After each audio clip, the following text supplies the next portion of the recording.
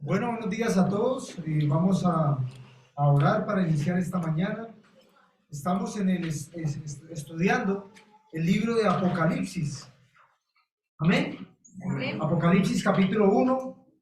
Y vamos a orar para colocar este tiempo en manos del Señor, para que sea el Señor hablando a través de su palabra, para que Él sea guiándonos a estudiar lo que quiere que aprendamos el día de hoy. Vamos a orar. Señor, gracias damos por esta mañana, gracias por este día, Señor, que tú nos permites, Señor, llegar aquí a este lugar para escuchar tu palabra, para cantarte, Señor. Oramos, Señor, como decía mi hermano, por las distintas situaciones que se presentan en los países, Señor, por las guerras, Señor, por aquellos lugares, para aquellos países que están siendo azotados por la violencia, Señor. Oramos, Señor, por estas personas allí en medio de esta situación, Señor, por la iglesia que está puesta allí también, Señor, para testimonio tuyo, Señor. Que sea un tiempo donde podamos estar compartiendo tu palabra, predicando, Señor, acerca de lo que tú haces en la vida de una persona, Señor, de tu salvación, Señor. Gracias por esta mañana también, Señor. Oramos por mis hermanos, Señor, que pasan por algún tipo de aflicción física, Señor, por algún tipo de enfermedad, para que seas bendiciendo sus vidas, Padre. Gracias por la iglesia, Señor. También, Señor, agradecemos por cada ministerio, Señor, que va a arrancar este año, Señor. Oramos que siempre, Señor, sea para tu gloria y para tu honra, Señor, que podamos servirte, Señor, con agrado. Gracias por esta mañana y por este día. En el nombre de nuestro Señor Jesucristo lo dejamos esta mañana. Amén. Amén. Apocalipsis capítulo 1, versículos del 4 al 8. Nos vamos a colocar todos en pie. Nadie se queda sentadito, todos en pie. Lo vamos a leer todos a una sola voz. Apocalipsis, saliste ahí el texto de Apocalipsis, capítulo 1, versículos 4 al 8. ¿Estamos todos ahí? Amén. Amén. Dice la palabra del Señor, todos a una voz. Juan, a las 7 iglesias que están en Asia, gracia y paz a vosotros, del que es y que era y que ha de venir, y de los 7 espíritus que están delante de su trono, y de Jesucristo el testigo fiel, el primogénito de los muertos, el soberano de los reyes de la tierra, al que nos amó y nos lavó de nuestros pecados con su sangre, y nos hizo reyes y sacerdotes para Dios, su Padre. A Él sea la gloria e imperio por los siglos de los siglos. Amén. He aquí que vienen con las nubes, y todo ojo le verá, y los que le traspasaron, y todos los linajes de la tierra harán lamentación por él. Sí, amén. Yo soy el alfa y la omega, principio y fin, dice el Señor, el que es y que era y que ha de venir, el Todopoderoso. Amén. Podemos sentarnos. Habiendo leído este texto de Apocalipsis, recordamos un poquito del contexto, ¿cierto? Recordamos que el contexto de este libro, veíamos la semana pasada que se le atribuye el libro al autor Juan, ¿cierto? Dice Apocalipsis, la revelación de Jesucristo.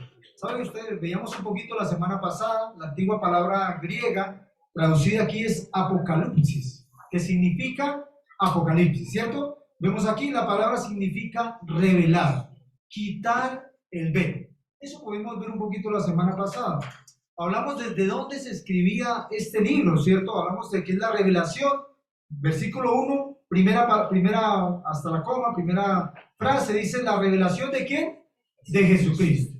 El autor del libro es Juan, pero el que revela el libro es Jesucristo, ¿cierto? Es el que habla a Juan y le da la revelación del Apocalipsis.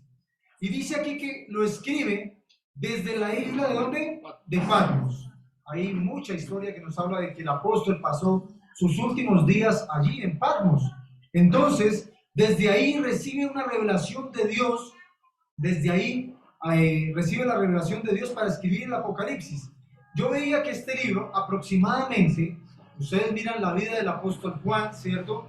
Cuando él está, por ejemplo, con el Señor Jesucristo, una de las últimas veces que ve al Señor Jesucristo es en la cruz, cuando el Señor le dice a Juan que cuidara a su madre, ¿cierto?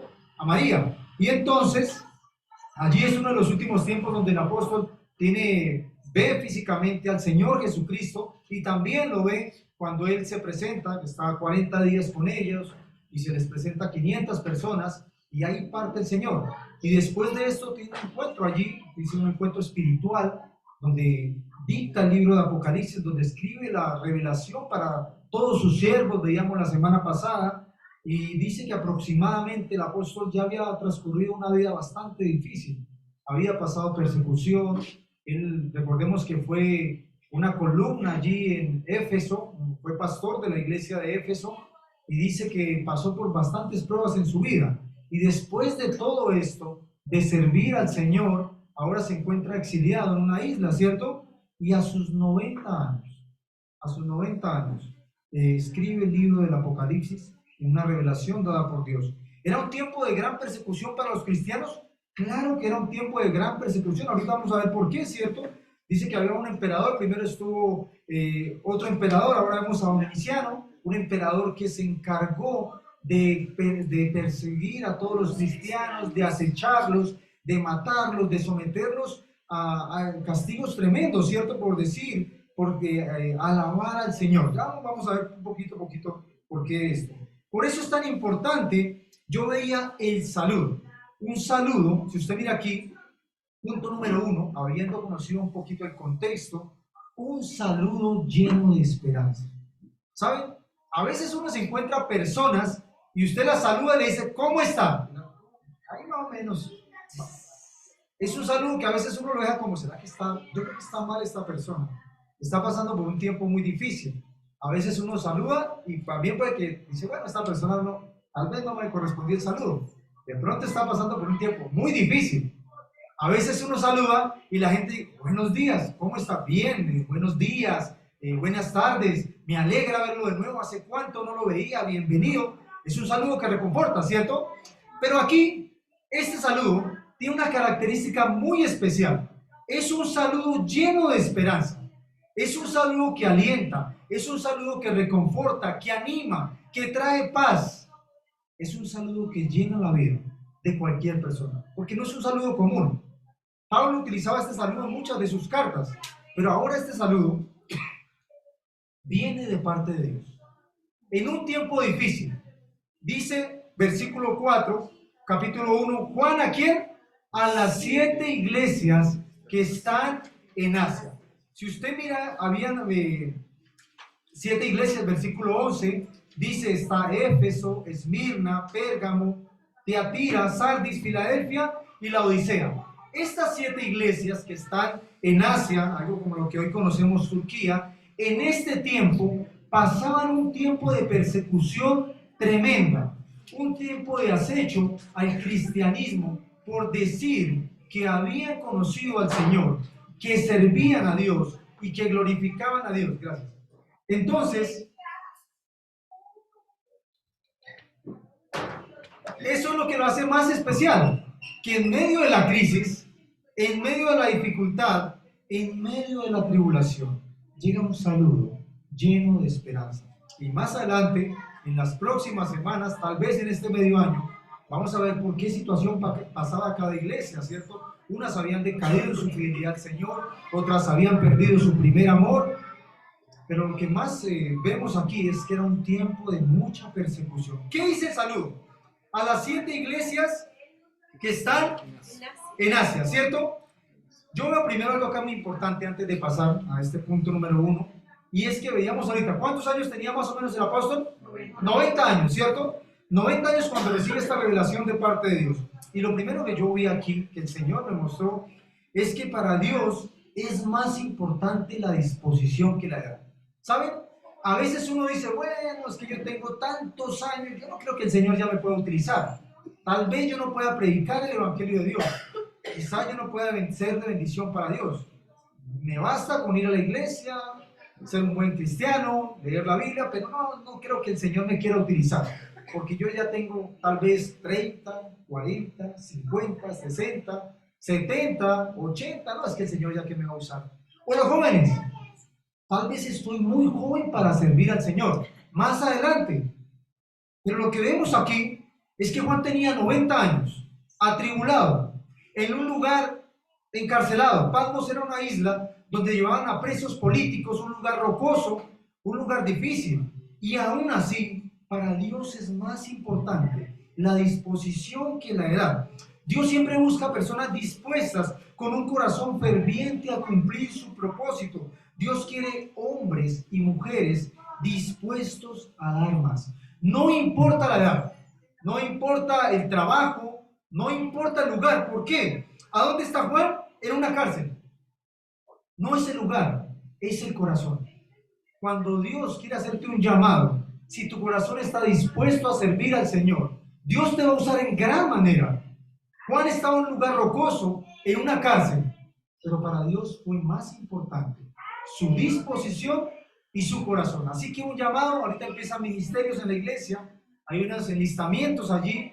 Si usted anhela servir al Señor, tal vez el pastor le va a decir amén, va a haber un discipulado para que puedas estar sirviendo, vamos a conocer tu vida, tu testimonio, pero amén si quieres servir al Señor, no importa la edad. ¿Listo? Número 1, entonces para Dios importa más el corazón. Un saludo que bendice. ¿Qué dice este saludo? Dice a las 7 iglesias que están en Asia. Era un propósito eterno, aplica para los creyentes. Para todo creyente le dice gracia y paz. A mí me pareció muy interesante porque es un saludo que bendice. Porque la gracia y la paz bendice la vida de cualquier persona. En este tiempo hablamos que la iglesia era perseguida por Nerón, por Dominiciano, y la iglesia estaba siendo asesinada, trataron de desaparecerla, habían torturas, habían arrestos. Debía haber sido satisfactorio. Póngase en la posición de estas 7 iglesias, ¿cierto? Y de todos los hermanos que reciben este mensaje de parte de Dios, al escuchar la voz de Dios diciendo gracia y paz. En medio de la dificultad, gracia y paz. En medio de cualquier situación difícil, gracia y paz. ¿Saben qué es la gracia? La gracia tiene que ver con el favor inmerecido de Dios, con ese regalo de Dios. Y según Hebreos 4:16, es la fuerza que sostiene al creyente día tras día. La gracia del Señor puede sostener tu vida. Sostuvo la vida de aquellas iglesias que pasaban en tribulación. Y hoy sostiene tu vida. La gracia del Señor, paz. Paz en hebreo es shalom, ¿cierto? La paz, ¿saben qué es? Es la consecuencia de la gracia. Una persona que ha recibido a Cristo en su corazón, que no conocía al Señor, pero ha recibido a Cristo en su corazón, dice que ahora puede disfrutar de la gracia del Señor, y la paz es consecuencia de esta gracia. La paz capacita al creyente para enfrentar cualquier circunstancia en esta vida. Esa es la paz de Dios, que sobrepasa todo entendimiento. A veces uno no comprende, uno pasa por momentos difíciles, a veces, no sé, hay problemas en el hogar, hay crisis económica, pero dice la Biblia que la paz del Señor es la que nos ayuda a sobreponernos a cualquier situación. Entonces, pregunta número 1, está puesta ahí. ¿Qué paz quiere experimentar en medio de la dificultad? Filipenses capítulo 4, versículo 7, dice la palabra del Señor aquí. Filipenses capítulo 4, versículo 7, dice, y la paz de Dios, que sobrepasa todo entendimiento, guardará vuestros corazones y vuestros pensamientos en Cristo Jesús. Esa era la paz que el Señor, que Dios daba a su pueblo a través de esta revelación, ¿cierto? Paz. Es la que sobrepasa todo entendimiento. Dice que era una paz que guarda, una paz que edifica, una paz que nos lleva a vivir pensando en lo que Dios hizo en nosotros. Más adelante vamos a ver por qué era necesario recibir ese saludo de paz. Entonces, ¿qué paz quiere experimentar usted en medio de la dificultad? ¿Saben? A veces uno pasa por muchas situaciones en la vida, ¿no? Pero hay personas que tal vez la paz tiene que ver con pagar alguna deuda, o quizá tiene que ver con solucionar algunos problemas en el hogar, problemas con su esposo o esposa, en la pareja, ¿cierto?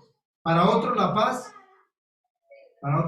es, por ejemplo, invitar a la suegra que se vaya de viaje y que no tenga para el tiquete de regreso. Pero no, esa no es la paz de la que hablaba Dios aquí. Paz tiene que ver con que usted en medio de una dificultad, de una situación contraria, usted pueda ver lo que el Señor hizo en la cruz por usted y piense que este mundo es pasajero, que un día se va a reunir con Cristo en la eternidad. Esa es la paz de la cual Él les hablaba aquí. Para ellos, era un desafío muy grande decir que eran de Dios. ¿Saben por qué? Porque el título de ser cristianos, de adorar a Dios, tenía que ver con cárcel. Para el ejemplo estaba el apóstol encarcelado. Entonces, para este grupo de personas de iglesias, decir que amaban a Dios, decir que habían conocido a Jesús, era un desafío tremendo, porque automáticamente era consecuencia, traía castigo, podía traer tortura, podía traer arrestos injustos y podía llevarlos a una cárcel. Era un tiempo difícil en que vivía la iglesia también. Tal vez ahorita usted es libre de decir que conoce al Señor Jesús. Usted es libre de compartir del amor del Señor. Ahora, ¿qué paz quiere experimentar usted en medio de la dificultad? ¿Quién envía el saludo? Otra vez, dice, gracia y paz a vosotros. Dice, del que es y que era y que ha de venir. Dice también, y de los 7 espíritus que están delante de su trono, y de Jesucristo, el testigo fiel. ¿Qué vemos aquí? ¿Quién envía el saludo? Dios Padre, del que es, que era y que ha de venir. Esta era la referencia de Dios Padre, cuando hacía referencia a su pueblo, ¿cierto? El gran yo soy, el que existe por sí mismo, Génesis 1:1, en el principio creó Dios los cielos y la tierra, del creador, del eterno, del que no tiene principio ni fin, el que conoce y gobierna, el que es, el pasado, ¿cierto? El presente y el futuro. Aquí nos habla de Dios, el Padre. Ahora, dice, y de los 7 espíritus que están delante de su trono. Vamos a ir para entender ese versículo a Isaías, capítulo 11, versículo 2. Isaías, capítulo 11, versículo 2. Si alguien lo tiene, lo quiere leer, por favor. Isaías 11, 2. Sí.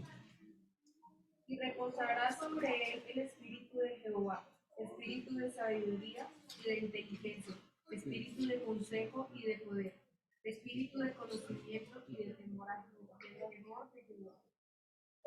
Aquí, de una manera simbólica, cuando dice de los 7 espíritus que están delante de su trono, habla del Espíritu de Dios y reposará sobre él el Espíritu de Dios. Y algunos hablan de sus 7 funciones, ¿cierto? No es que haya 7 espíritus, sino que el Espíritu de Dios tiene estas características.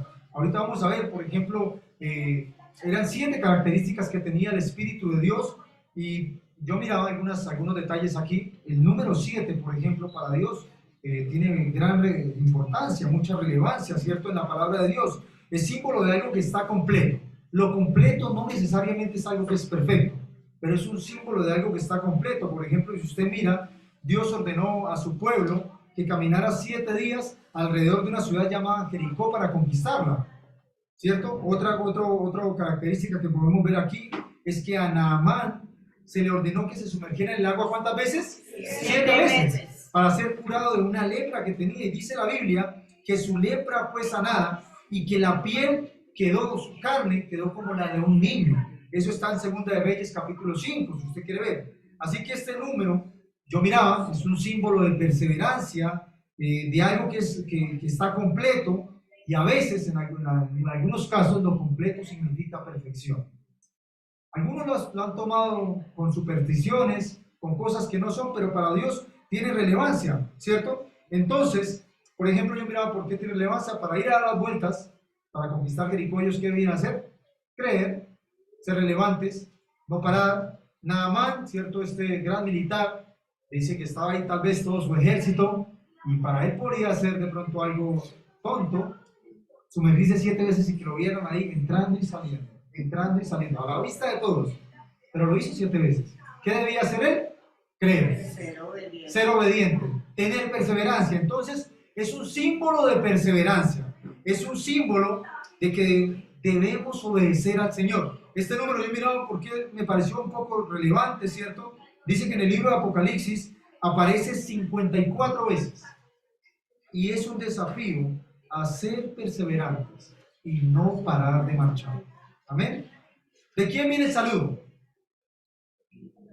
De parte de Dios Padre, del Espíritu Santo. Y ahora, número 2, un recuerdo que permanece. Dice el versículo 5, y de Jesucristo el testigo fiel. Y de Jesucristo el testigo fiel. Algo que también es muy interesante es que el Señor les había dado un saludo de gracia y de paz en medio de la dificultad. Pero ahora me parece muy interesante qué características vemos aquí. Y él dice, y de Jesucristo el testigo fiel, el primogénito de los muertos, el soberano de los reyes de la tierra, al que nos amó y nos lavó de nuestros pecados con su sangre. Si ustedes recuerdan, las iglesias estaban pasando por persecución. ¿Por qué?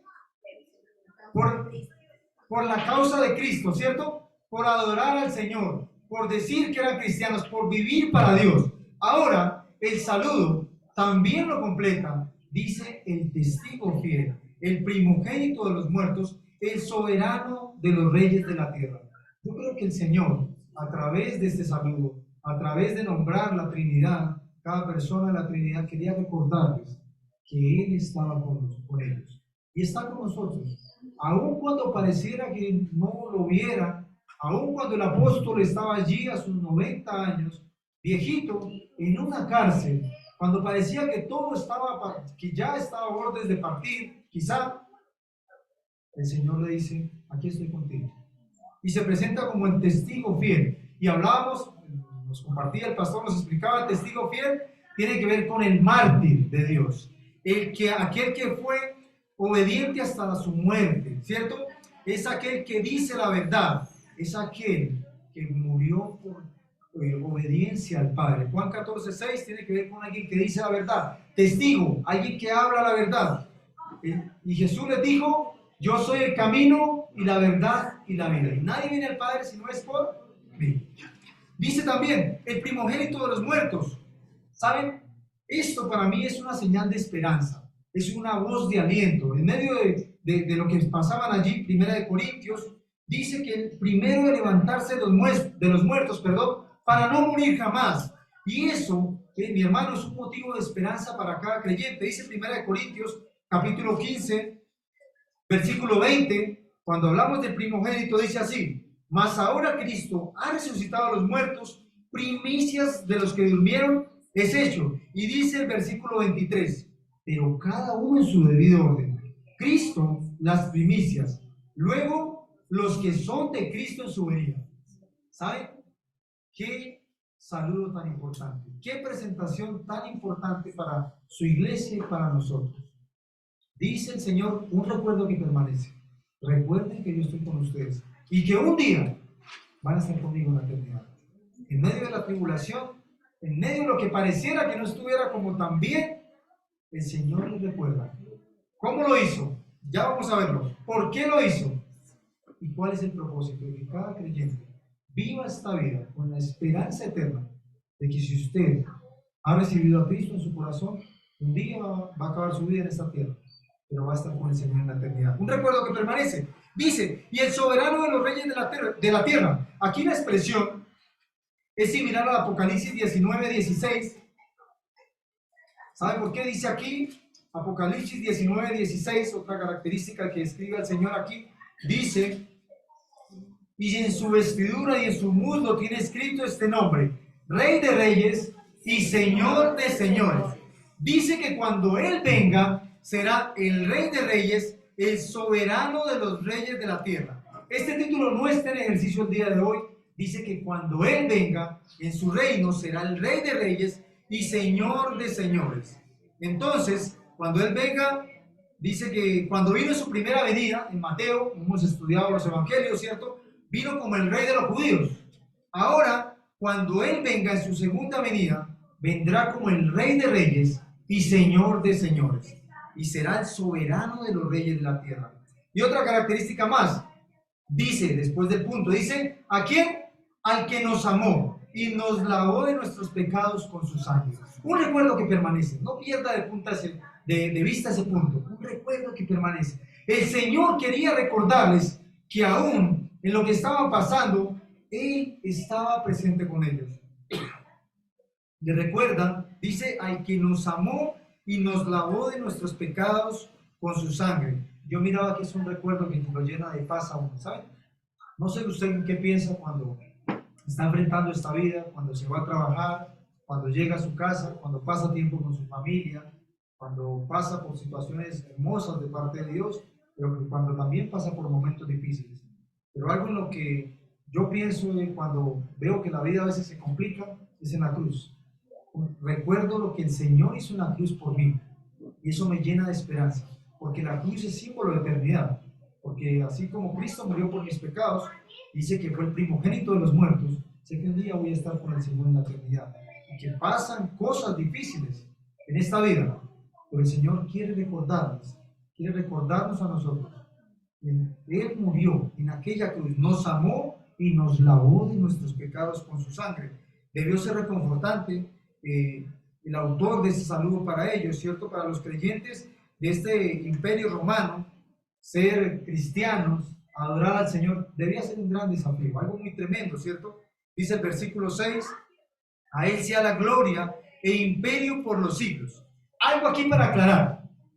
Debemos aclarar que los reyes romanos, los césares, ¿qué pasaba con ellos? Se declaraban a sí mismos como Señor y Dios. ¿Y qué había que hacer con ellos? Según ellos, había que adorarlos. Entonces, por eso llegaron las persecuciones romanas, porque ellos anunciaban a otro Señor y a otro Dios, a Jesucristo el Señor. Así que los presionaban, los encarcelaban, los mataban, y así era la persecución romana. Ese era el tiempo que se vivía. Por eso, estas palabras de ánimo, esta salutación, gracia y paz, el testigo fiel, el primogénito de los muertos, el soberano de los reyes de la tierra, al que los amó, al que los lavó de nuestros pecados con su sangre, tenían tanto peso para estos creyentes y tienen tanto peso para nosotros, ¿cierto?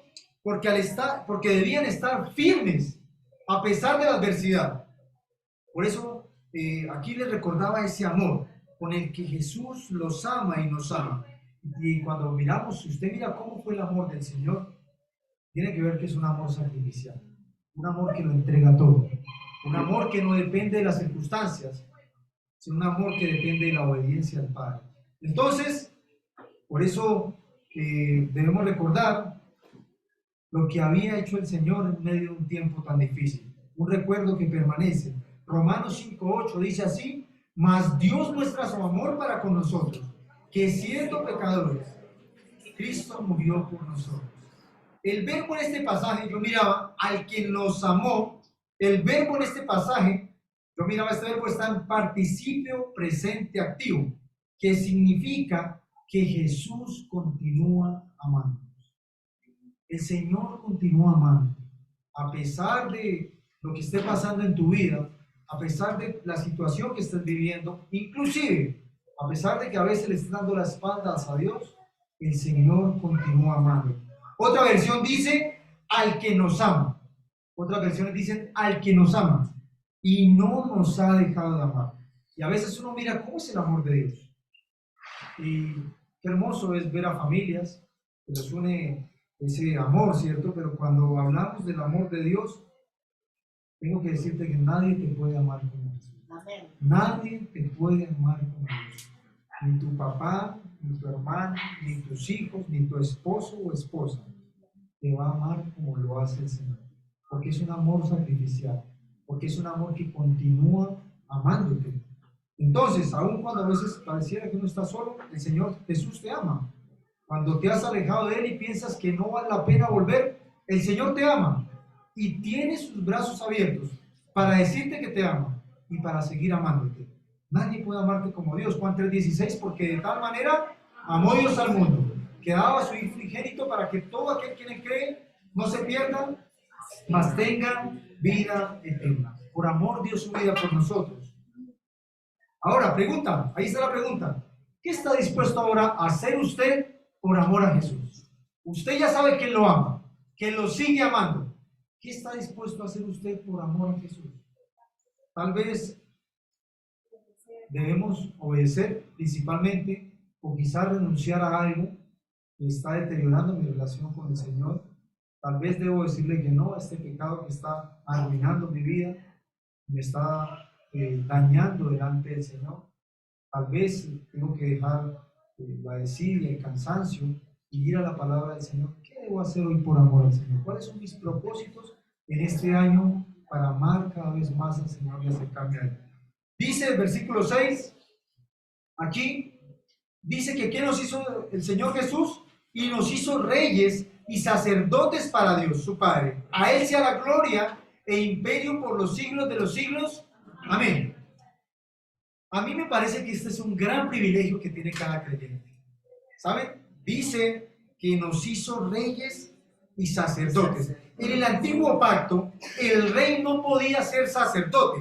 En 2 de Crónicas, capítulo 26, se relata de un hombre que quiso hacer las dos cosas. Usías, el rey Usías, quiso ofrecer incienso y Dios lo disciplinó y quedó leproso. En el antiguo pacto, no podía el rey ser sacerdote. Ahora en el nuevo pacto, el Rey de Reyes, el Señor de Señores, al mismo tiempo es sumo sacerdote y dice que tendremos ese privilegio con él. Primera de Pedro, capítulo 2, versículo 9, dice, mas vosotros sois, linaje escogido, real sacerdocio, nación santa, pueblo adquirido por Dios, como con su sangre, para que anunciéis las virtudes de aquel que os llamó de las tinieblas a su luz admirable. Algo que hermoso que es el Señor. No solamente nos amó y nos lavó con su sangre, sino que nos dio este gran privilegio, que un día vamos a reinar con Él. Dice, nos hizo reyes y sacerdotes, como reyes para Dios. Qué privilegio. A veces uno no dimensiona lo que va a ser la eternidad con el Señor. Uno solo pone sus ojos en esta tierra y se olvida de los privilegios que Dios tiene para usted y para mí. Y dice que vamos a ser reyes y sacerdotes con el Señor Jesús, para con Dios. Entonces, en este punto dice, al que nos amó, versículo 6, y nos hizo reyes y sacerdotes para con Dios su Padre. A Él sea la gloria e imperio. ¿Saben? Recuerden que el imperio, si uno decía que a Él fuera el imperio, le caía el dueño del imperio terrenal y lo echaba a la cárcel. Qué desafío tan tremendo. Pero aún así, a Él sea la gloria e imperio por los siglos. Amén. Y último punto en esta mañana. Número 3, una fe hecha realidad. Miren esos ojitos aquí. Dice, todo ojo, versículo 7, he aquí que viene con las nubes, y todo ojo le verá, y los que le traspasaron y todos los linajes de la tierra harán la lamentación por él. Sí, amén. Algo muy interesante aquí, esta expresión ya no era nueva. En Daniel capítulo 7, versículo 13, dice que el Hijo del Hombre vendrá en las nubes. En Zacarías capítulo 12, del 10 al 14, dice que le verán los que le traspasaron, ¿cierto? Le verán aquellos judíos que le crucificaron en su costado, esto haciendo referencia a los judíos que le rechazaron. Dice, a los suyos vinos, Juan capítulo 1, versículo 11, y los suyos ¿qué? No le recibieron. Esta va a ser la reacción de toda persona que rechaza a Jesús. Aquí que viene con las nubes y todo ojo le verá. Y los que le traspasaron y todos los linajes de la tierra que harán lamentación por él. ¿Saben? A mí parece, si usted ve aquí, hay un contraste aquí. Apocalipsis capítulo 1, versículo 7, dice que todos harán lamentación por él. Y esto tiene que ver con juicio, ¿cierto? Hacer lamentación tiene que ver con llanto, con dolor. Aquella persona que ha vivido esta vida rechazando al Señor, que ha tenido la posibilidad de recibir a Cristo como su Salvador, dice que un día también lo va a ver, pero que va a ser lamentación por el Señor. Tal vez este versículo animaba a los hermanos, aún en medio de la persecución, a seguir compartiendo su palabra, a seguir predicando, porque hay muchas personas que parten día tras día de este mundo, y todo ojo le verá, y muchos van a lamentar, a todos dicen que van a lamentar haber rechazado al Salvador. Hoy tal vez usted está escuchando este mensaje, y tal vez usted no ha recibido a Cristo como su Salvador, o quizá lo ha recibido pero está mirándolo de lejos. Pero esto aplica para aquellas personas que rechazan a Dios constantemente, que saben que un día va a haber un juicio delante de Dios y que el que le recibe, ya vamos a ver el destino para el creyente. Pero aquí está diciendo, todo ojo le verá, y los que le traspasaron y todos los linajes de la tierra harán lamentación por él. Tal vez usted esté hoy acá y aún no conozca al Señor. Bíblicamente tengo que decirle que un día va a lamentar rechazarlo. Pero ¿sabe qué? Primera Tesalonicenses, capítulo 4, versículos 16 y 17, está hablando de los que le rechazan, ahora hablando de los que le hemos recibido. Primera de Tesalonicenses, capítulo 4, versículos 16 y 17. ¿Sabe qué dice? Cuando dice todo le verá, dice, porque el Señor mismo, con voz de mando, con voz de arcángel y con trompeta de Dios, descenderá del cielo, y los muertos en Cristo resucitarán primero. Luego nosotros los que vivimos, los que hayamos quedado, seremos arrebatados juntamente con ellos en las nubes para recibir al Señor en el aire, y así estaremos por siempre con el Señor. Qué hermoso pasaje, lleno de esperanza. Un saludo lleno de esperanza. Si usted ha recibido a Cristo en su corazón como su Salvador, también ha de haber algún día. Pero dice que le vamos a ver en las nubes. Dice que lo vamos a recibir en el aire para estar siempre con el Señor.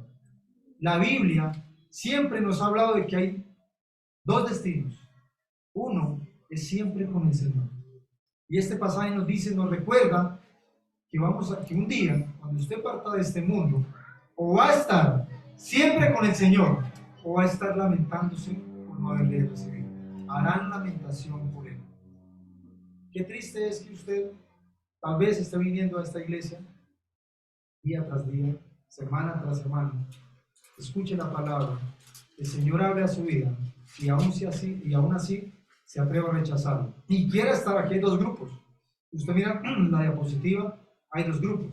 Están los creyentes, primera de Tesalonicense, la promesa para glorificarle, para estar con él en la eternidad. La persona que recibe a Jesús dice que va a estar con Cristo en la eternidad, en alabanza y gloria.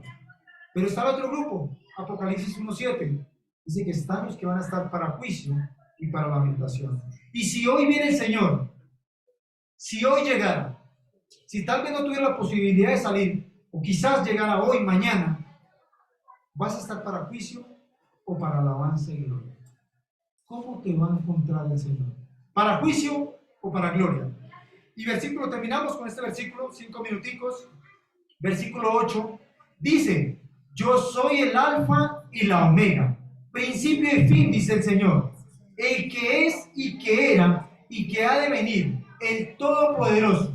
Aquí dice, versículo 7 termina, dice, y harán lamentación por él, sí, amén. ¿Sabe? La palabra amén significa que así será, porque él es fiel. Así que si usted confió en Jesús, dice que un día va a estar con él en la eternidad, y así será porque el Señor es fiel. Entonces, dice, yo soy el alfa y la omega. Yo miraba estas dos palabras y tiene que ver con un abecedario, tiene que ver con el abecedario griego.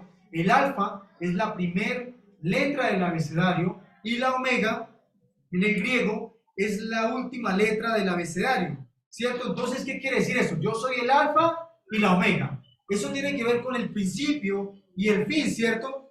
Él inició todo su plan redentor, él lo inició y él lo terminará. Alfa y omega nos habla de la eternidad, la inmutabilidad del Señor Jesucristo. Él es el mismo ayer, hoy y por los siglos. Así que si usted piensa que por vivir una vida tal vez lejos de Dios, o permitiendo una vida llena de pecado en su vida, dice que él es fiel. En 1 Juan 1:9 dice que él es fiel y justo para perdonarnos y limpiarnos de toda maldad. Su promesa está para cada persona. Si usted siente que hoy es el día en el cual debe arrepentirse delante del Señor, él va a estar dispuesto a recibirlo, porque él es inmutable. Hebreos capítulo 13, versículo 8 dice, Jesucristo es el mismo ayer, hoy y por los siglos. Apocalipsis 22:13 dice, alfa y omega, dice, yo soy el alfa y la omega, el principio y el fin, el primero y el último. Ahora Apocalipsis 18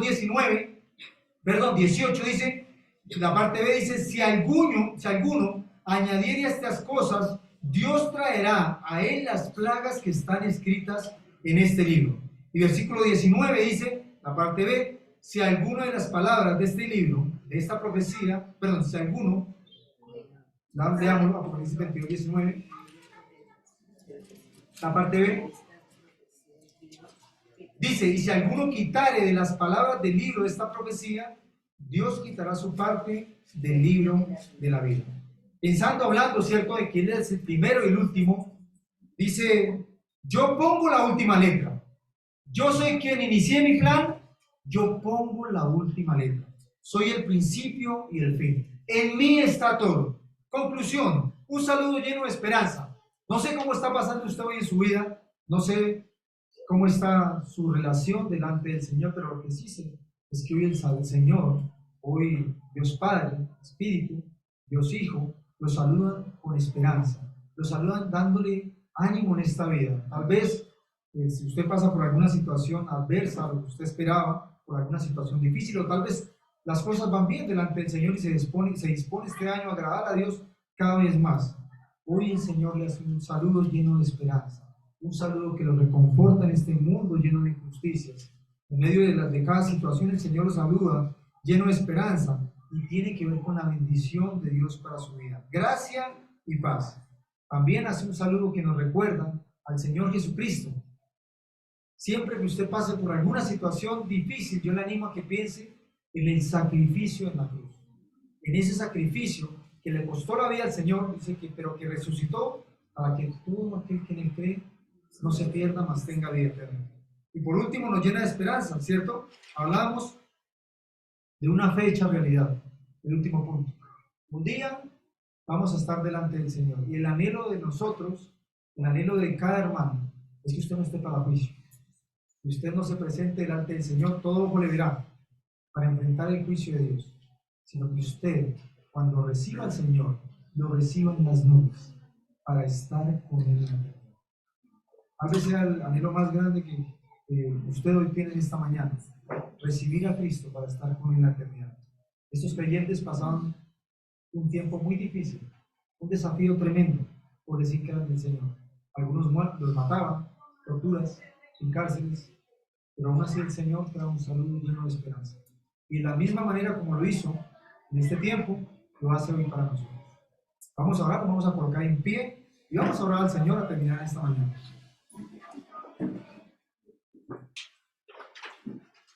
Señor, gracias damos por esta mañana, gracias por este día, por el poder de su palabra, Señor. Gracias, Señor, porque usted nos muestra, Señor, primero que usted nos bendice día tras día, Señor. Cuando abrimos nuestros ojos, Señor, vemos bendición en nuestras vidas, Señor. Y usted ha llegado a este mundo, Señor, para que nosotros podamos disfrutar de esa gracia, Señor, que usted trae para nuestras vidas. Que aún sin merecerla, Señor, usted allí en aquella cruz dio su vida por nosotros, Señor. Nos dio gracias, Señor. Hoy oramos, Señor, por cada persona que está aquí reunida, porque si aún, Señor, hay alguien que aún no le conoce, pueda disfrutar, Señor, de ese regalo no merecido, Señor, del sacrificio de la cruz, que como consecuencia trae paz, Señor. Ayúdanos a entender que nosotros somos peregrinos en este mundo, Señor, que no vivimos bajo promesas terrenales, Señor, ni sujetos a cuestiones de este mundo. Que si algo difícil sucede en nuestras vidas es porque usted lo permite, Señor, pero que debemos estar cada día más cerca de usted, Señor, que no podemos sujetarnos, Señor, a alguna promesa terrenal, Señor, de los que hoy gobiernan este mundo, Señor, sino de la gracia que usted trae en nuestras vidas, que nos sujeta a aquellas promesas eternas, Señor. Oramos, Señor, para agradecerle lo fiel que usted es con nosotros. Usted es un testigo fiel, Señor. Usted es el soberano. Un día, Señor, va a venir como soberano de los reyes de la tierra. Y gracias, Señor, por recordarnos, Señor, que usted nos amó y nos sigue amando. Y que nos lavó, Señor, de nuestros pecados con su sangre. Usted es el alfa, Señor, y la omega. Usted es el principio y el fin, Señor. Gracias, Padre, por esta mañana. Gracias por mis hermanos. Oramos, Señor, para que el día que estemos delante suyo, Señor, todos los que estamos aquí, estemos para la alabanza y gloria, y no para juicio. Oramos por esta mañana, Señor. Por cada uno de mis hermanos. Si aún alguno le conoce, Señor, que hoy sea el tiempo, Señor, de pasar del juicio a alabanza en la eternidad. Oramos en el nombre de nuestro Señor Jesucristo. Amén. Bueno, mis hermanos, ese ha sido nuestro tiempo del día de hoy. y le damos un feliz fin de semana para todos, que el Señor los bendiga. Podemos despedirnos.